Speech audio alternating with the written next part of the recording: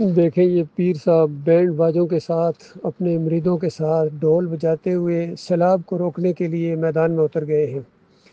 بالکل اسی طرح کا منظر میں نے کل دیکھا، وہاں ہندو اپنے اس مہاراج کے سامنے سجدہ کر رہا تھا اور پکار پکار کے کہہ رہا تھا کہ بڑی مصیبت آ گئی ہے،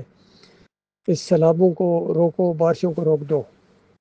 پھر یہ سکھوں کا منظر بھی بڑا دیکھا، وہ بند ان کا ٹوٹ رہا تھا۔ پہلے تو انہوں نے تھوڑی سی کوشش کی، گرو کو پکار رہے تھے زور زور سے آوازیں دے کے، اور جب ساری کوشش کے باوجود وہ بند ٹوٹ گیا تو ایک دم اس نے گرو کو برا بھلا بھی کہنا شروع کر دیا کہ تو سڑنا چنگی نہیں کی تھی، یعنی ہمارے ساتھ تو نے اچھا نہیں کیا ہے، ہمیں تباہ اور برباد کر دیا ہے۔ تو یہ سارے لگے ہوئے ہیں، سمجھ رہے تھے کہ جہاں سبیل لٹک رہی ہے ان کے چرچ کے سامنے وہ نہیں ڈوبے گا، وہ بھی گر گیا، مندر گر گئے، مزار ڈوب گئے، پیر صاحب سامنے لاؤ گے تو وہ بھی ڈوب جائیں گے۔ لیکن یہ ایسی ڈھیٹ قوم ہے، ایسی مشرک قوم ہے کہ یہ اپنے شرک کو چھوڑنے کے لیے تیار نہیں ہے۔ اور یہ مشرکین مکہ کا اور ہر دور کے مشرکین کا یہ عقیدہ سامنے آیا ہے کہ جب مشکل اور مصیبت کے اندر وہ خالص اللہ کو پکارتے تھے، اور جب مشکل اور مصیبت دور ہو جاتی تھی پھر شرک کرتے تھے۔ لیکن یہ ایسی مشرک قوم ہے کہ یہ مشکل اور مصیبت کے اندر بھی اپنے باباؤں کو اور اپنے کاکاؤں کو اور اپنے حضرات کو پکارتے ہیں۔ اور ان کے بڑے بڑے علماؤں نے یہ فتوے دیے ہیں کہ اللہ کے بندوں کو پکارنا یہ اللہ ہی کو پکارنا ہے۔ یہ فتویٰ ہے محمود الحسن کا، شبیر احمد عثمانی کا، تقی عثمانی کا، فضل الرحمان کا اور طارق جمیل کا۔ ان دیوبندیوں کی جو تفسیر ہے، تفسیر شبیر احمد عثمانی، پہلے صفحے کے اوپر جو سورہ فاتحہ میں کڑاکے کی توحید کی آیت آتی ہے، ایاک نعبد و ایاک نستعین، اس کو شرک کے اندر بدلی کر دیا محمود الحسن نے۔ اور سارے لگے ہوئے ہیں، فرقے ہیں۔ اور آج رات کی خبر تھی کہ صرف چند منٹ کا معاملہ تھا، یہ لاہور تباہ اور برباد ہونے والا تھا اور بند ٹوٹنے والا تھا، تو وہ بہرحال اس کو تھوڑا سا مرمت کر دیا گیا ہے۔ تو اللہ کے عذاب کا کوڑا ان کے سر کے اوپر منڈلا رہا ہے، لیکن یہ ٹس سے مس ہونے کے لیے تیار نہیں ہے۔ جب یہ سیلاب ختم ہو جائیں گے، اس کے پھر بعد یہ آئے گا عرس علی جہری صاحب کا، اور پھر قومیں ڈالیاں لے کر آئیں گی اور چادریں لے کے آئیں گی، چڑھاوے چڑھائیں گے، بکرے چڑھائیں گے، دودھ کی سبیلیں لگیں گی۔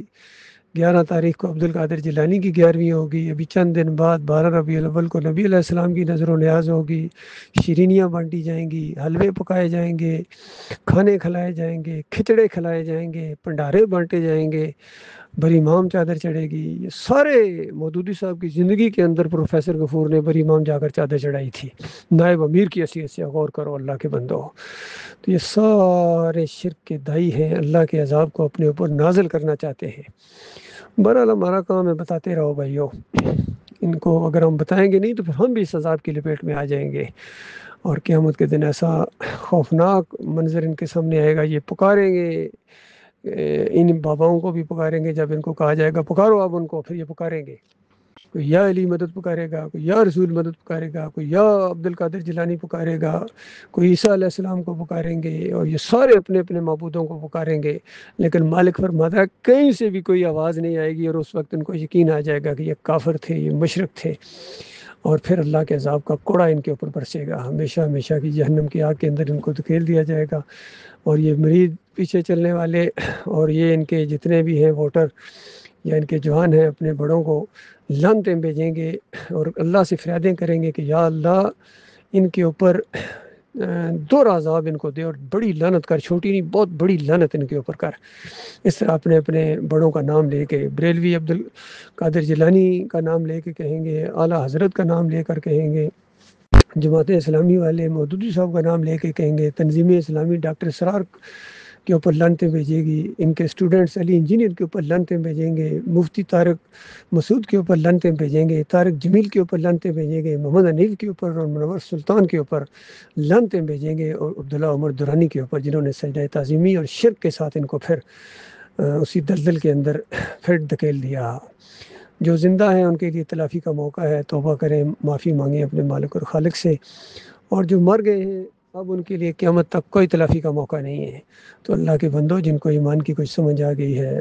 توحید کی دعوت دو، رد شرک کرو۔ اگر اللہ کے عذاب سے بچنا چاہتے ہو، اگر تم نے اس راستے میں جہاد نہ کیا، باہر نہ نکلے، تو تمہیں اللہ عذاب دے گا۔ اور ان کو اگر امام بنایا، ان کو پیچھے نمازیں پڑھیں، یا ان کے جھنڈے کے نیچے ان کے نعرے لگائے، ان کو ووٹیں دیں، اور ان کے سسٹم کے اندر تم رہے، پھر تمہیں ہمیشہ کی آگ کے اندر ان سارے صوفیوں کے ساتھ اور سارے مسلکوں کے ساتھ اور ان کے اکابرین اور مکابرین کے ساتھ، کوئی مکابرین ہیں، کوئی اکابرین کے پیچھے لگے ہوئے ہیں، ان کے پیچھے چلتے ہیں قبروں کے پجاری۔ یہ خالص بت پرستی ان کے اندر آ گئی ہے۔ اللہ کے غضب کو انہوں نے دعوت دی ہے، اور اللہ کا عذاب ہر سال 1.5